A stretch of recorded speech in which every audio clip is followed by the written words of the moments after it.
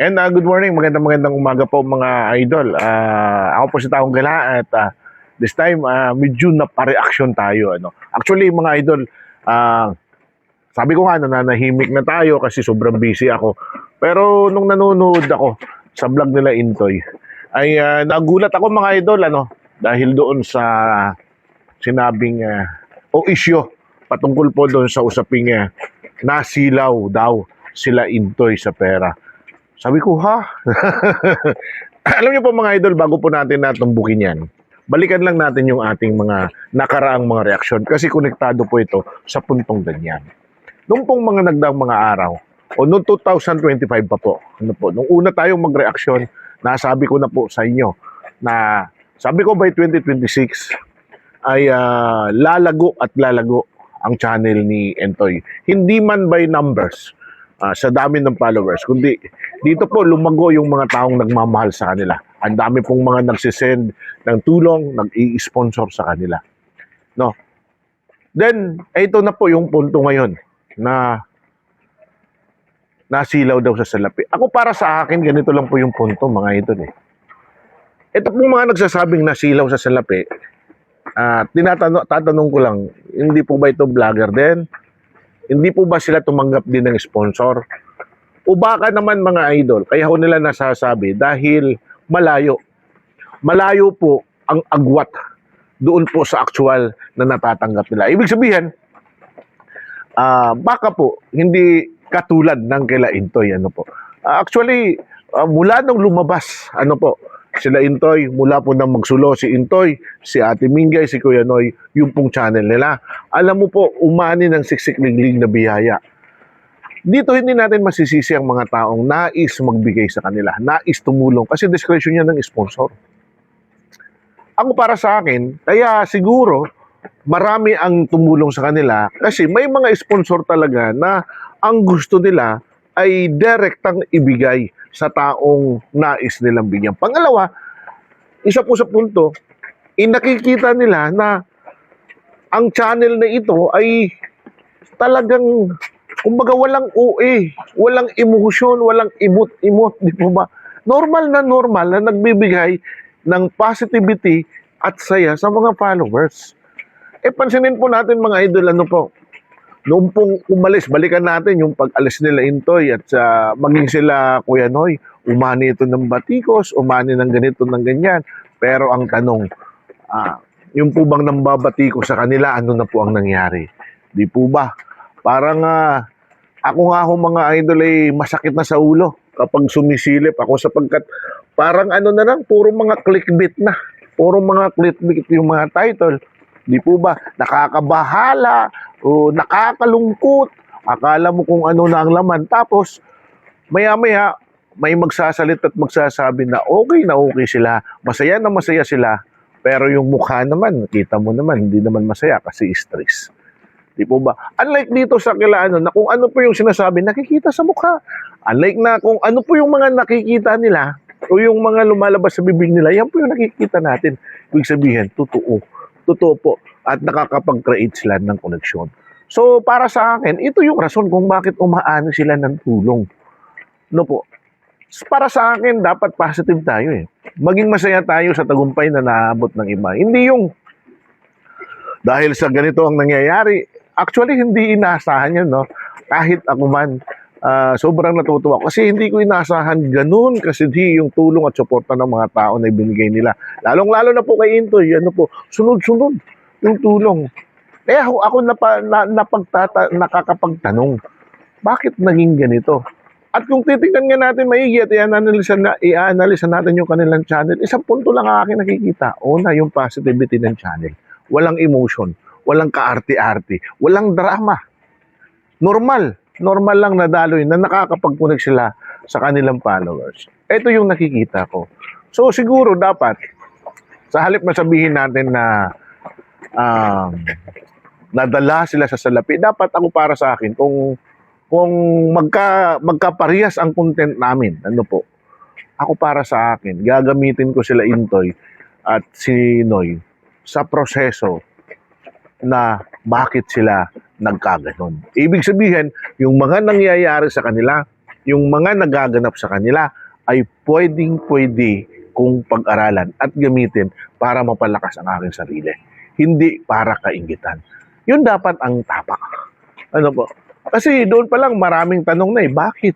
So yung bakit na yan kapag nasagot mo, pwede mong i-apply sa sarili mo. Hindi yung tatapunan natin na sasabihin, issue ganito, issue ganon. Kasi lahat ng sasabihin, babalik din eh. Di ba tumatanggap ng sponsor? Tumatanggap din. Ang pagkakaiba na lang, alam nyo kaya ako nagtataka at nagtatanong kung bakit napupunta sa usaping ito. Kasi madami naman pong mga video na tumanggap, ganito, ganyan, ganyan, madami po. Kaya minsan nakakapagduda, totoo nga ba yung mga nangyayari nagaganap sa kanila? Totoo nga ba ang nangyayari o content na lang? Di po ba? Alam niyo po, sa social media, kailangan maingat din tayo. Kasi mayroon din tayo tinatawag na social conditioning. Minsan kinokondisyon yung kaisipan ng tao para makuha yung mga naisin. Pero itong channel ni Intoy, channel ni Ate Mingay, wala dito social conditioning sa kaisipan ng tao. Kusang sumusuporta ang tao, kusang minamahal sila ng tao, kusang silang niyayakap ng tao. Bakit? Dahil totoo. Yun lang naman yung basic point eh. Maging totoo lang tayo. Maging totoo tayo sa ating mga pananalita, sa ating mga nararamdaman, sa ating mga followers. At mamahalin tayo ng mga followers natin ng talagang walang bitawan. Dito natin mapapansin mga idol, yung tinatawag na number of quantity against quality. Kaya bakit ko nasabi ito? Kasi konektado ito eh. Kasi doon kila Intoy, kung mapapansin po natin, si Intoy, 30,000 mostly, no? Followers. Wala pang 100,000. Wala pang 50,000. Pero, yung impact, yung dating, yung talagang bigat, ano po, ng kanyang channel, nandyan. Dahil mayroon silang solido at talaga namang taga-suporta na hindi bumibitaw. At hindi lang suporta sa panonood, in terms of panonood ng video, kundi suporta mismo sa financial para mapalago ang kanilang channel. Ito yung dapat itanong, ito yung dapat i-analisa, ito yung dapat tingnan in a positive way. Hindi po natin dapat tingnan na tumanggap sila ng pera, ganito, ganyan, kasi hindi po. Dapat tingnan, bakit kaya nagkakaganon sila? Ano nga bang mayroong katangian na pwedeng magamit para, ganito dapat ang pag-aanalisa. So ako mga idol, dapat wala nang ganyanan. Move on. Dapat tapos na ang chapter na ito. Ako nananahimik ako mga idol. Kaya lang hindi ako, kumbaga parang nagising ako, napabukwas ako sa ganun. Sa totoo lang aminin ko sa inyo. O bakit hindi na ako nag-reaksyon? Ang dami pong nagme-message sa akin. Ang dami pong nagme-message sa akin. Halo-halo po. May maganda, nakikiusap, na tama na kasi ganyan ganon. Mga kaibigan din natin. Pero mayroon din namang may pagbabanta pa sa totoo lang. Pero in fairness mga idol, for the sake of kapayapaan, peaceful, naisip ko rin yun. Baka ako ang reaction ko ay hindi po nakakatulong. Kasi ang purpose lang natin para mag-reaction is para makapagbigay ng idea upang sa ganon ay magamit ng sino man, lalong-lalo na kung isa kang vlogger. Pero tila ang nangyayari ay hindi ganon ang naging acceptance. So, talahimik tayo. Okay. Hindi ko naman po, may trabaho naman po ako eh. Hindi ko naman po hanap buhay. Kaya lang ito, hindi pwede natin palampasin. Kasi sobrang negative po ang impact nito. Sobrang negative po yung pananaw na ito. At kailangan natin itama ang lahat. Ako para sa akin, simple lang eh. Gagamitin dapat yung mga nangyayari ng iba't ibang channel. Bakit sila umusbong? Bakit sila ganito? Bakit ganito lang yung numero nila pero ganito na po yung suporta ng tao? Doon dapat titingnan. Hindi yung aspeto na ganyan. Pero hindi ko sinasabi, mga idol, na sila po ang nagsabi nito. Ang gusto ko lang ilatag sa atin dito ay baka po magamit. Ano po. Ako po naman yung reaction ko napapareact lang ako kasi napagdudugtong-dugtong natin yung mga pagkakataon. Ano po, nagkakaroon lang po tayo ng comparison. Bakit ganito ang dami? Bakit ganito naman siya kaliit pero ganito naman kalaki yung suporta? Ako para sa akin, hindi mawawala yung prediction ko na talagang sabi ko noon by 2026 dami pong suporta. At nangyari nga po, di po ba? Nangyari po yung suporta at maraming salamat po yung sumusuporta kila Intoy. At ganoon din po kila Ate Mingay. Napareaksyon na ako dahil una, nananahimik din sila eh. Ito yung mga taong hindi marunong bumato. Ano po, kumbaga, negatibo. Naawa lang ako sa kanila kasi sila yung taong, kumbaga yung parang hirap nilang ipagtanggol yung sarili nila. Unlike kay Kuya Noy, naandyan si Ate Mingay. Kita nyo naman si Ate Mingay. Yung ngiti lang, talagang masakit na yun eh. Ngumiti lang siya, masakit na yan. Pero sila Intoy, sila po yung tipong hirap nilang ipagtanggol yung sarili kapag inaatake kasi ang kanila po ay no hate, just love. Ito po yung mga tipong tao na ang gusto lamang nila ay magpasaya. Ito po yung mga tipong tao na ang nais lamang nila ay mabigyan ng satisfaction yung kanilang mga followers. Ito po yung mga tao na ang klaseng tao na ang gusto lamang nila ay ibalik yung pagmamahal na ibinibigay ng kanilang mga suporta sa pamamagitan ng paggawa ng positibong video. Kaya sobrang naawa ako nung mag-content sa iyo. Sabi ko, hindi na nakatiis. Sabi ko, hindi na nakatiis si Intoy at si Nika na makapagsalita ng kanilang salubin. At ganoon din po ako, hindi po ako nakatiis. Hindi po ako gumawa ng reaksyon para laitin ang sinuman dito. Gumawa lang po ako ng reaksyon upang sa ganoon ay mapagnilay-nilayan natin. Ano nga ba yung mga pagkukulang na pwede natin gawin o ma-improve pa? At ano nga ba yung mga bagay-bagay na kailangan natin tingnan sa taong umuusbong? O bakit sila na... Ganon dapat ang pananaw natin. Bigyan natin ng positibong pananaw ang bawat pangyayari. Tandaan ho ninyo kapag positibo po ang ating interpretation, ang ating pong reaksyon, ang ating pong pananaw sa isang bagay, makalaki po ang punto na mayroon tayong makuha para po mas mapausbong pa ang ating sarili. Wala na po tayo sa punto ng kompetisyon. Wala na po tayo sa punto na ganito at ganyan. Kasi po, kapag nagpatuloy po ang ganyan, maniwala po kayo, habang tinitira at habang binabash sila Intoy at Nika, yung pong mga nambabas, hindi po mawawala na ikukunik yan sa dati pinanggalingan nila. At lalo pong mababaon. Yun po yung nakikita.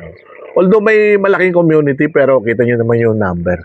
Yung number of views hindi nagbabago, ganun pa rin.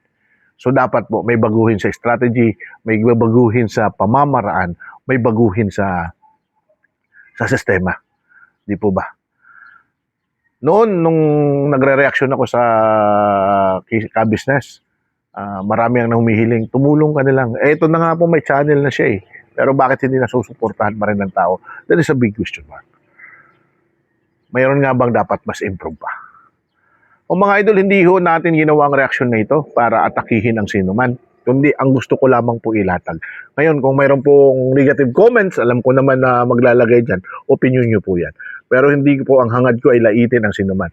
Kundi ang hangad ko lamang dito ay ibigay po yung aking punto de vista upang baka sakali mabuksan ang kaisipan ng bawat isa. Tama na po, wala na po tayo sa estado ng kompetisyon. Maging masaya tayo sa naabot achievement ng bawat isa at gamitin natin itong kalakasan sa panahon na tayo ay nangihina. Gamitin natin na bihikulo upang mas ma-enhance, ma-improve ang ating mga pamamaraan ng paggawa ng video. Dahil nakakapagtataka kung bakit ang isang hindi pa umaabot ng 50,000 ay ganito na lamang ang suporta ng tao. Ibig sabihin, may charisma sila na nagawa sa kanilang mga followers na nagustuhan naman ng tao. At ito ang kailangan tuklasin at yung kayang gayahin, kayang magawa, then bakit hindi? Upang sa ganon, pare-parehas tayong umangat nang wala tayong naapakang tao na hindi natin nabibigkas ang mga negatibong bagay. Dahil tandaan, ang buhay sa mundo may dalawa lamang. Ito po ay the law of the good and the bad karma. Ano mang gawin mong negatibo at masama sa kapwa mo, siguradong babalik din po sa iyo. Ako po si Taong Gala, mga idol. Follow and share, and hopefully makagawa pa tayo ng mga sunod-sunod na reaksyon sa araw na ito. Nahihirapan lang po ako talaga gumawa ng reaksyon, mga idol, dahil wala po akong computer. Hindi po ito pagpaparinig, excuse me. Hindi po ito pagpaparinig. Hindi ko naman po kailangan ng computer. Pero nahihirapan, kaya pinipilit ko lang po na ang aking video ay tinatawag na shoot and play. So sa muli po, mga idol, Taong Gala, please do connect and follow. At syempre, huwag po natin kalimutan suportahan Entoy Anika Adventure. Ganun din po ang ating pong Kuya Noy and ating Mingay. Sa susunod po, baka magbigay po tayo ng reaction. Mayroon po kasi akong mga punto de vista na gusto din ilatag doon kila Kuya Noy.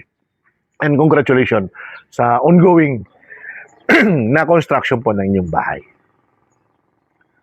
Nandito lang po muna, mga idol. Paalam.